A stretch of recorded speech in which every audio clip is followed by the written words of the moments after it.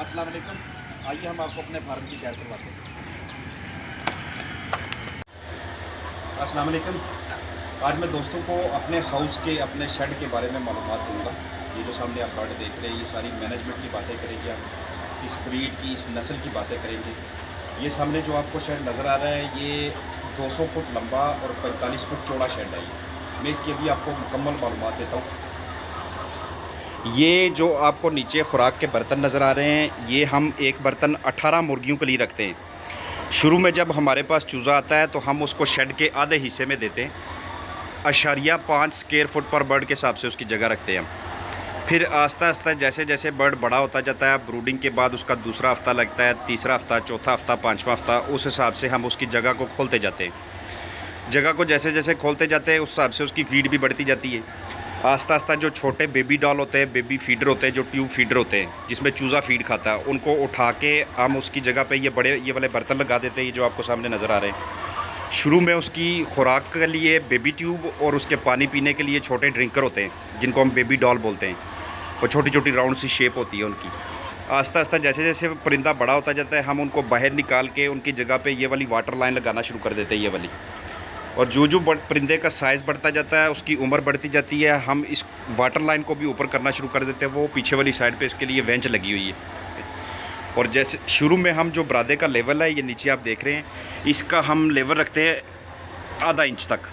और जैसे जैसे बर्ड का साइज़ बढ़ता जाता है, उसका फीड इनटेक बढ़ता जाता है, हम इस बरादे का ये जो नीचे की जानब इसका बेडिंग मटेरियल है, इसका साइज़ भी हम बढ़ाते रहते हैं। ये अपनी विड्थ में 1 इंच तक, 1.5 इंच तक, 2 इंच तक। सर्दियों में हम इसको लेके आते हैं 2.5 इंच तक। सर्दियों में बरादा 2.5 इंच तक इसलिए रखते हैं क्योंकि सर्दी में ये बरादा इसके लिए एक किस्म के नीचे से हरारत मुहैया करता है इसे। और गर्मी में हम इसे 1 से 1.25 इंच पे लेके आते हैं क्योंकि बरादे के अंदर हरारत बहुत ज़्यादा मौजूद होती है। ये दरमियान में आपको नेस्टिंग मटीरियल नज़र आ रहे हैं। ये जैसे जैसे हमारा बर्ड बड़ा होता जाएगा, 19 हफ्ते के बाद जब वो प्रोडक्शन पे पहुंचेगा तो वो इन नेस्ट के अंदर अंडा देगा। एक छोटी नेस्ट जो होती है वो इस्तेमाल होती है 60 बर्ड्स के लिए, और जो बड़ी नेस्ट होती है वो इस्तेमाल होगी 120 से 130 बर्ड के लिए। ये साइडों पे आपको कर्टन्स नज़र आ रहे हैं, साइडों पे ये वाले पर्दे साइडों पे, और ये पीछे की जानब जो पैड एरिया आप देख रहे हैं, और वो सामने की जानब आप जो पंखे देख रहे हैं, ये पर्दे, ये पैड और ये पंखे, ये तीनों मिल के बर्ड की वेंटिलेशन बनाते हैं। उस वक़्त जिस वक्त बाहर बहुत ज़्यादा गर्मी होती है, दर्जा हरारत बहुत ज़्यादा ऊपर गया होता है। जैसे कि मैं आज के दिन की अगर बात करूं, आज के दिन बाहर का जो दर्जा हरारत है वो 44 डिग्री सेल्सियस है, और अंदर भी तकरीबन 35-36 तक पहुंच जाता है। अगर हम इन पंखों को, इन पर्दों को, और ये जो पीछे की जानब आपको पैड्स नज़र आ रहे हैं, इनके अगर हम सही तरह से इनको इस्तेमाल में ना लाएँ तो ये ऊपर की जानब जो आपको बल्ब नज़र आ रहे हैं, ये 25 वाट के बल्ब होते हैं। ये जो ना 25 से 30 लक्स के दरमियान हम बर्ड को लाइट देते हैं। ये पीछे आप कूलिंग पैड्स देख रहे हैं, इनके पीछे मोटरें चली होती है। ये सामने आपको एक रैकर नज़र आ रहा है, इस रैकर को लड़के इस्तेमाल करते हैं इस बरादे के अंदर इसको इस्तेमाल करते हैं। ऐसे जब इसे चलाते हैं तो ये इसकी जो लिटर मटेरियल नीचे की जानब होता है उसकी रैकिंग होती रहती है। इसके अंदर गैस इकट्ठी नहीं होगी अगर आप ये काम करेंगे तो। ना तो इसके अंदर गैस इकट्ठी होगी, ना इसके अंदर रोड़ियाँ बनेंगी, ना अमोनिया का कोई इसमें चक्कर होगा, आपके बर्ड को प्रॉब्लम्स नहीं होगी। और ये फीड जैसे ही ख़त्म होगी, अब ये बिल्कुल करीब है ख़त्म होने के, ये जैसे ही ख़त्म होगी इसके बाद हम इन बर्तनों को ऊपर की जानब लटका देंगे। ऊपर की जानब बर्तन को इसलिए हम लटकाते हैं क्योंकि जब आप बर्तन ऊपर करेंगे तो बर्ड को खुली जगह मिलना शुरू हो जाती है। बर्तन ऐसे ऊपर लटकाएंगे, वो नीचे वाला पोर्शन खाली हो जाएगा। ऐसे ऐसे करके सारे बर्तन जब ऊपर लटकाएंगे हम, तो उसके बाद नीचे जगह खुली मिलेगी बर्ड को, और बर्ड वहाँ पे एक्सरसाइज, अपनी वर्जिश अच्छी तरह से कर सकेगा, फीड को हज़म करेगा, उसका जो मेटाबॉलिक रेट है वो बढ़ जाएगा। और इस तरह के बर्ड का जो हेल्थ स्टेटस होता है, और इस तरह के बर्ड की जो इम्यूनिटी यानी क़ुव्वत बदाफ़त होती है, वो बहुत ज़्यादा होती है। इसके अलावा हमने शेडू के अंदर पिंजरे इंस्टॉल किए होते हैं ऊपर की जानब, मैं ज़रा आगे जाके आपको दिखाऊंगा। वो पिंजरा इसलिए होता है कि क्योंकि ये फ्लोर पे मुर्गी है, तो जो फ्लोर पे बर्ड होता है उसकी साइडों से कहीं से भी ये छोटे मोटे जो होते हैं ना चूहे वगैरह, ये शेड के अंदर घुसने के काफ़ी चांसेस होते हैं। उन चूहों को मारने के लिए हमने पिंजरे के अंदर या तो अमरूद काट के रखा होता है, या उसके अलावा आलू रखते हैं, या बाज़ार से रेडीमेड दवाई मिलती है वो उसमें रखते हैं। आपके शेड के अंदर चूहा नहीं होना चाहिए। अगर चूहा शेड के अंदर मौजूद होगा तो आपके परिंदों को साल्मोनेला के ख़तरा होगा बहुत ज़्यादा। दूसरा, ये मैं आपको बर्ड करीब से दिखाता हूँ ज़रा। ये 92वें हफ्ते का बर्ड है, इसको एक बार मोल्ट लग चुका है। शुरू में जब ये बर्ड मेरे पास आया था, इसकी हमने स्टार्ट में जब पहले दिन पे ये मेरे पास आया था उस वक्त इसका वज़न था 38 ग्राम। एक हफ़्ते के बाद हम 38 ग्राम को लेके गए 75 ग्राम पे। 2 हफ़्ते के बाद हम इसको 122 ग्राम पे लेके गए। इस तरह से हर हफ़्ते हमारा एक टारगेट बॉडी वेट होता है, उस बॉडी वेट को हमने अचीव करना होता है, हासिल करना होता है। अगर किसी भी हफ़्ते हम अपने परिंदे का वज़न उस मतलूबा मिक़दार तक ना पहुंचा सकें तो उसका नुकसान ये होता है कि वो परिंदा जब अंडे पे आता है 19 हफ़्ते के बाद, जब इसका टाइम है, तो उस वक्त उसका वज़न कम होने की वजह से इसने जो अंडा देना है उसका साइज़ छोटा होगा। और छोटे साइज़ का जो अंडा होगा जब वो हैचरी के अंदर जाएगा तो उसमें से चूज़ा भी छोटे साइज़ का निकलता है। और जो छोटे साइज़ का चूज़ा होगा वो आगे फार्म पे जाके सरवाइव नहीं कर सकेगा, या बहुत ज़्यादा मोटेलिटी होगी उस फार्मर की, उसको नुकसान होगा, उसका बर्ड सही प्रोडक्शन पे अपना पीक लेवल हासिल नहीं कर सकेगा। तो बात करते हैं इस परिंदे की। जब ये 19वें हफ़्ते में अपनी प्रोडक्शन पे आया, 3% से इसने स्टार्ट लिया, करते करते 26 हफ़्ते तक ये पहुंच गया 98% तक। 98% इसकी प्रोडक्शन हो गई थी। फिर उस वक्त हमने इस अंडे को हैचरी में बेचना शुरू किया। इसके साथ मुर्गा होता है, वो मुर्गा फ़िलहाल हमने इधर से उठवाया हुआ है क्योंकि ये फ्लाक भी हम सेल करने वाले हैं। कल मुर्गा उठ गया था इसका, 2 या 3 दिनों के अंदर ये मुर्गी भी उठ जाएगी। तो मैंने सोचा क्यों ना इसके उठने से पहले मैं आपको इसकी सारी सूरत-ए-हाल बता दूँ, इसका एनालिसिस कर लें, इसका जायज़ा ले लें। तो ये है कि शेड के अंदर आपने जो हमारे पास जो बर्ड है, ये वाला जो आप देख रहे हैं, ये ज़्यादा से ज़्यादा दर्जा हरारत बर्दाश्त कर सकता है 32 डिग्री सेंटीग्रेड। 32 डिग्री सेंटीग्रेड से जैसे ही दर्जा हरारत इसका ऊपर जाएगा, इसका मुंह खुलना शुरू हो जाएगा। तो आपको पता ही होगा कि जैसे ही बर्ड का मुंह खुलता है, उसके जिस्म से जो कीमती इलेक्ट्रोलाइट्स होते हैं, जो मिनरल्स होते हैं, विटामिन्स होते हैं, वो सारी चीज़ें उसमें से आस्ता आस्ता ख़त्म होना शुरू हो जाती है, डिमिनिश होना शुरू हो जाती हैं। और जब उसमें से इलेक्ट्रोलाइट्स, मिनरल्स, विटामिन्स कम होंगे तो ये सारी चीज़ें उसके अंडे में से भी इनकी मिकदार कम हो जाएगी। और ऐसे परिंदों का जो अंडा होता है, अगर वो खाएं तब भी सेहत के लिए ठीक नहीं, अगर उससे बच्चा निकालें तब भी वो बच्चा आगे फार्म पे जाने के लायक नहीं। तो इसलिए हमें जो है ना अपने परिंदे की सेहत को मेंटेन रखना पड़ता है, इसे बरकरार रखना पड़ता है। ये परिंदों की आपको सामने कलगी नज़र आ रही होगी। कलगी बिल्कुल लाल और सुर्ख होनी चाहिए। इसकी लाली या कलगी के अंदर जो सुर्खी है वो इस चीज़ की निशानी होती है कि इस बर्ड के अंदर जो खून की मिकदार है वो बहुत ज़्यादा है। आपने इसको जो वेंटिलेशन दी हुई है, जो हवा का निज़ाम आपने इसे दिया हुआ है, वो बहुत ज़बरदस्त किस्म का दिया हुआ है। अगर हवा का इंतज़ाम सही तरह से ना हो शेड के अंदर, साइडों से पर्दे ऊपर रहें, मौसम के मुताबिक आप पर्दे ऊपर नीचे ना करें, तो इस सूरत हाल में अमोनिया गैस इकट्ठी होने की वजह से आपके इस परिंदे की जो कलगी है ये ऊपर से नीली होना शुरू हो जाती है, या साइडों से ये काली फिरना शुरू हो जाती है। तो कलगी को नीला नहीं होने देना, साइडों से काला नहीं होने देना, उसके लिए आपने शेड के अंदर वेंटिलेशन को बेहतर रखना है। दूसरे नंबर पे अगर मैं आपको इसकी टांगें दिखाऊं, निचली साइड पे देखिए आप, ये जो टांगें हैं मुर्गी की, इनके अंदर जर्दी माइल कलर होना चाहिए, जर्दी किस्म का, ये येलो होनी चाहिए। एक मुर्गी की चूंच और दूसरा उसकी टांगें, ये दोनों जर्द होनी चाहिए। जितनी ज़्यादा ये जर्द होंगी, इसका मतलब ये है कि उतनी ज़्यादा मिकदार में ये बर्ड हेल्दी है, सेहतमंद है। अगर ये ज़्यादा सफ़ेद हो जाएंगी तो उसका मतलब है कि अब आपका परिंदा फारग होने को है। ये बर्ड की आप आंखें देख रहे हैं, ये सारा साल जब तक ये बर्ड हमारे पास मौजूद रहता है, हमारी कोशिश ही होती है कि हमारे परिंदे की आंखें जो हैं वो सूजे ना। इसका जो हेड पोर्शन है, जो सर वाला हिस्सा है, वो सूजे ना। उसमें सूजन आने की बहुत सारी वजूहात होती हैं। पहले नंबर पे इनको कोई चोट आ सकती है, दूसरे नंबर पे इनको मच्छर लड़ने की वजह से हो सकता है, तीसरे नंबर पे माइकोप्लाज्मा या कोई दूसरी बैक्टीरियल बीमारी हो सकती है, चौथे नंबर पे इनको कोई वायरल प्रॉब्लम हो सकती है, कोई वायरस एंटर हो सकता है। लेकिन अल्हम्दुलिल्लाह यहाँ पे इस तरह का कोई सूरत हाल नहीं है कि इनका हेड में सोजिश हो या इनकी गर्दन में कोई इस तरह का मसले मसाइल हों। तो उसके अलावा बात करें अगर हम मुर्गी की पोर्शन की, तो हम एक मुर्गा रखते हैं 8 मुर्गियों के लिए। अगर हमारे पास 5000 बर्ड है तो हम उसमें 8% के हिसाब से मुर्गा मिक्स कर देंगे और मुर्गा मुर्गी के साथ क्रॉसिंग करता रहेगा। तो आजकल मैं देखता हूँ मेरे साथ काफ़ी ज़्यादा लोग वो रब्ता करते रहते हैं फेसबुक पे या मोबाइल पे। तो वो उसमें जो सवाल सबसे ज़्यादा पूछते हैं, वो सबसे ज़्यादा पूछा जाने वाला सवाल उनका यही होता है कि जनाब हमारा बर्ड जो है वो अंडे नहीं दे रहा। ठीक है, तो अंडे ना देने की कोई एक वजह तो होती नहीं, ढेर सारी वजूहात होती हैं। पहले नंबर पे आपने उसका बॉडी वेट पूरा नहीं किया होता। आपने बॉडी वेट बर्ड का हर लिहाज से 1220 ग्राम से ऊपर जाना है। 1220 ग्राम से ऊपर जाने के बाद आपने अपने सारे बर्ड को यूनिफॉर्म भी रखना है, सारे बर्ड को अपने बराबर भी रखना है। बर्ड आपका सारा जितना ज़्यादा बराबर होगा उतनी शेड के अंदर अमवात कम होंगी आपकी, उतना ज़्यादा आपका बर्ड मौसम का अच्छे तरीके से मुकाबला करेगा। तो सारी बात का मकसद ये हुआ कि आपने बर्ड को यूनिफॉर्म रखना है, बराबर रखना है, इससे आपकी प्रोडक्शन बहुत अच्छी आएगी। और दूसरा, अपने शेड के अंदर जो नमी है और जो दर्जा हरारत है, इन दोनों को आपने बरकरार रखना है। दर्जा हरारत आपने हर लिहाज से 30 से नीचे रखना है और नमी को आपने 65 से 70% के दरमियान रखना है। ये वाला जो माहौल होता है ये बर्ड को बहुत ज़्यादा पसंद होता है। इसके अलावा जो साइडों पे आपके पर्दे, कहीं पे नीचे सुराख नहीं होने चाहिए, कहीं पे नीचे जो ना वो शेड आपका जो ना खुरदरा नहीं होना चाहिए। ये निचली जनाब आप बरादा देख रहे हैं, आपको बरादे पे कहीं पे भी किसी भी जगह पे कोई गीला हिस्सा नज़र नहीं आएगा। अगर आप बरादे पे गीला हिस्सा आपका होगा, बरादा आपका साफ़ सुथरा नहीं होगा, तो इस सूरत में आपके परिंदों के पंजों के नीचे रोड़ियाँ बनना शुरू हो जाएंगी।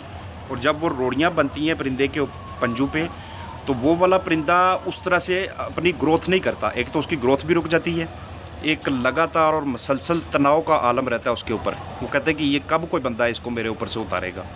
और इसके अलावा जो परिंदे लूज़ बिठे करते हैं, जो परिंदे लूज़ मोशन करते हैं, आप रोज़ाना उनकी बिठें देखते हो। ये साइड पे हमारी नेस्ट पड़ी हुई हैं, हमने सुबह हर रोज़ इन नेस्ट के ऊपर जो बिठें मौजूद होती हैं उनको देखना होता है कि ये वाली बिठें पतली तो नहीं है, इनमें सब्ज़ी है या इनमें सफ़ेद हिस्सा ज़्यादा है, इनका क्या मसला क्या है, तो या उसमें खून की मिकदार ज़्यादा है। ये सारी सूरत देख के हम अपनी मैनेजमेंट को इससे एनालिसिस करते हैं। ये मैं इस पर दिखाता हूँ आपको। ये वाले अंडे इसके, ये नेस्ट हैं, इन नेस्ट के अंदर मुर्गियों ने बैठ के यहाँ पे अंडा देना होता है।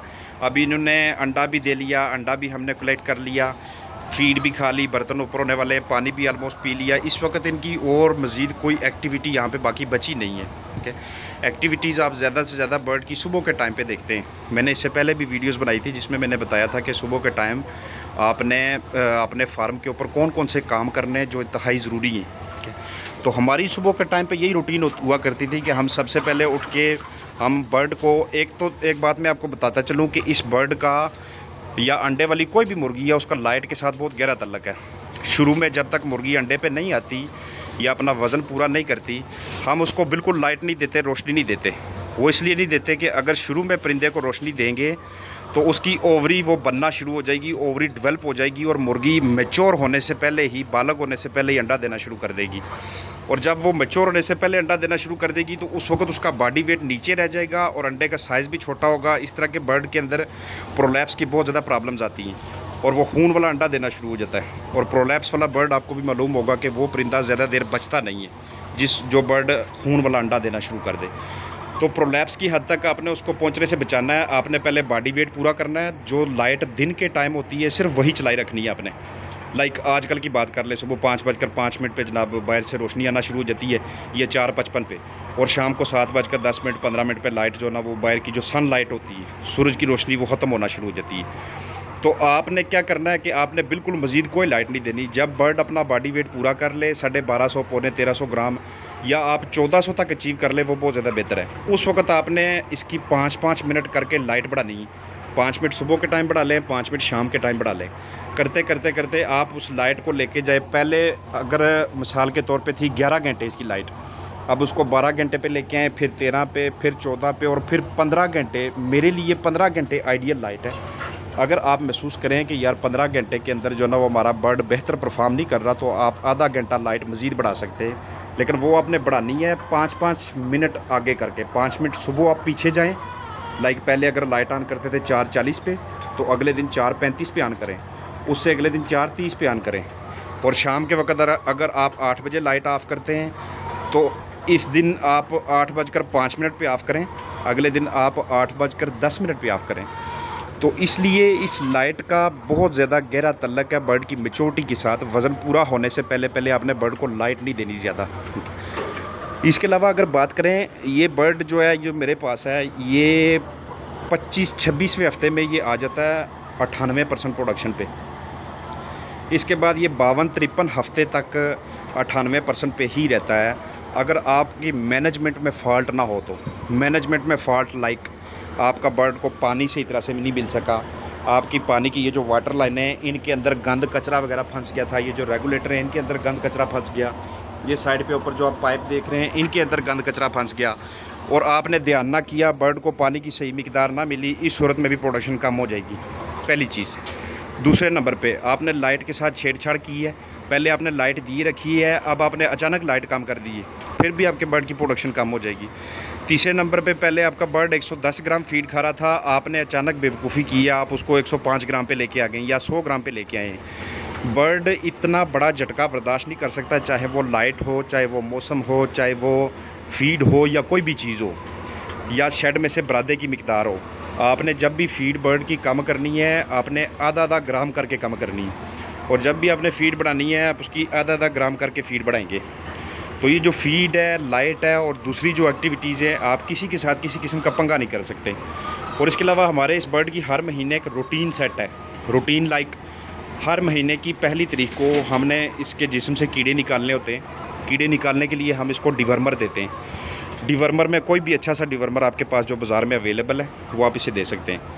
और ये आपने डिवर्मिंग करनी है दोपहर को, शाम को लाइट ऑफ होने से कम 5 घंटे पहले आपने डिवर्मिंग कर देनी है। डिवर्मर वाला वो सारा पानी बर्ड पी ले ताकि रात को वो बिठें करे, और अगले दिन आपने क्या करना है, आपने वो सारी बिठें शेड से बाहर निकालनी है। बिठें शेड से बाहर निकालने के बाद, बिठें निकालने का मकसद ये होता है कि वो कीड़ा वगैरह अंदर ना रह जाए। बिठें निकालने के बाद आपने उसमें शेड के अंदर लाइफ लाइन का या किसी भी अच्छे जरासीम कुछ स्प्रे का उसको इस्तेमाल करना है। शेड के अंदर स्प्रे करनी। स्प्रे करने से क्या होगा कि जो वर्म्स, जो कीड़े नीचे गिरे हुए हैं बरादे वगैरह के ऊपर, जो आप उठा नहीं सके किसी वजह से, वो मर जाएंगे। उसके बाद आपने क्या करना है कि कल आपने डिवर्मिंग की थी, अब बारी है फ्लशिंग की। अगले दिन सुबह के टाइम आपने फ़्लशिंग करनी है। कम से कम 4.5 से 5 घंटे फ़्लशिंग वाला पानी चलाना आपने। जब आपकी फ़्लशिंग हो जाए तो अब आपने 72 घंटे इंतज़ार करना है। 72 घंटे के बाद आपने इसको एंटीबायोटिक का आपने इसको वैक्सीन करनी, वैक्सीन आप कौन सी करेंगे? 1 महीने हम करते हैं इसको एंटी लासोटा की वैक्सीन, और उससे अगले महीने हम इसको करते हैं NDIB की वैक्सीन, जिसको हम MA5 क्लोन 30 का नाम देते हैं। ठीक है। और ये जैसे ही हम वैक्सीन उसको पिला लें, अगले हमने 5 दिन वेट करके फिर उसको एंटीबायोटिक कोर्स कराना होता है। वो एंटीबायोटिक कोर्स हम 3 से 5 दिन का करवाते हैं। वो इसलिए नहीं करवाते कि हमारा बर्ड बीमार होता है, वो हम इसको एहतियाती तदाबीर के तौर पे चलाते हैं इसमें एंटीबायोटिक्स, ताकि इसके अंदर जो जरासीम वगैरह अगर मौजूद हैं तो वो मर जाएं। तो ये जो रूटीन है ये हमने हर महीने में सेट की होती है। इसका तसलसल हम किसी भी महीने टूटने नहीं देते, क्योंकि जो फ्लोर पे बर्ड होता है वो बरादे में मुंह मारता रहता है, बरादा वगैरह खाता रहता है, उसकी वजह से उसके जिस्म के अंदर कीड़े वगैरह बन सकते हैं। तो ये जो तारीखें हैं ये आपने ज़हन नशीन रखनी है। उसके अलावा हम इस बर्ड का हर चीज़ का रिकॉर्ड रखते हैं, एनालिसिस रखते हैं। हमारे पास कब बर्ड आया था, कितना बर्ड आया था, उसकी ब्रूडिंग के दौरान कितनी मोटेलिटीज़ हुई हैं, उसकी जो रीयरिंग का पीरियड था, जो उसका डेवलपिंग का पीरियड था, उस दौरान कितनी अमवात हुई हैं, और उसके अलावा हमारा इस पे खर्चा कितना आया, जब बर्ड प्रोडक्शन पे आया तो कितना खर्चा प्रोडक्शन पे आया है। उसका चिक पर हैन हाउस निकालते हैं उसका, कि एक हैन ने कितने चिक्स दिए, एक मुर्गी के कितने चिक्स हमने निकाले।